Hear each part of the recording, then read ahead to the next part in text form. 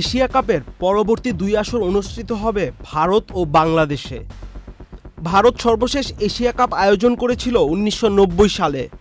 ২৫ বছর পর আবারও ভারতে ফিরতে যাচ্ছে এই টুর্নামেন্ট। গতকাল এশিয়ান ক্রিকেট কাউন্সিল এসিসি এক সংবাদ বিজ্ঞপ্তিতে জানিয়েছে, আগামী বছর ভারতের মাটিতে টি-২০ সংস্করণের এশিয়া কাপ অনুষ্ঠিত হবে।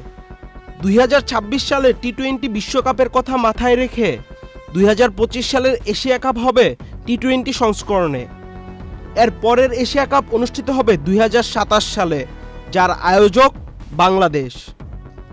এর আগে ২০১৬ সালে বাংলাদেশ সর্বশেষ এশিয়া কাপ আয়োজন করেছিল। সেটি ছিল টি-২০ সংস্করণের এশিয়া কাপ।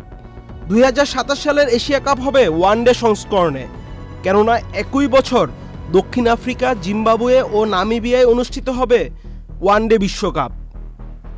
গত বছরের সেপ্টেম্বরে পাকিস্তান ও শ্রীলঙ্কা মিলিয়ে হাইব্রিড মডেলে আয়োজিত হয়েছিল এশিয়া কাপের সর্বশেষ সংস্করণ।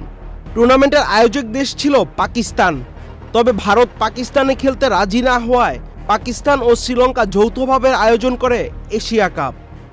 ২০২৫ ও ২০২৭ সালের এশিয়া কাপও হবে ৬ দলের অংশগ্রহণে। ভারত, শ্রীলঙ্কা, পাকিস্তান, বাংলাদেশ ও আফগানিস্তান খেলবে সরাসরি। ষষ্ঠ দলটি আসবে বাছাই পর্ব খেলে। Ahmed Shafi, channel I. Walton Switch, stylish and elegant.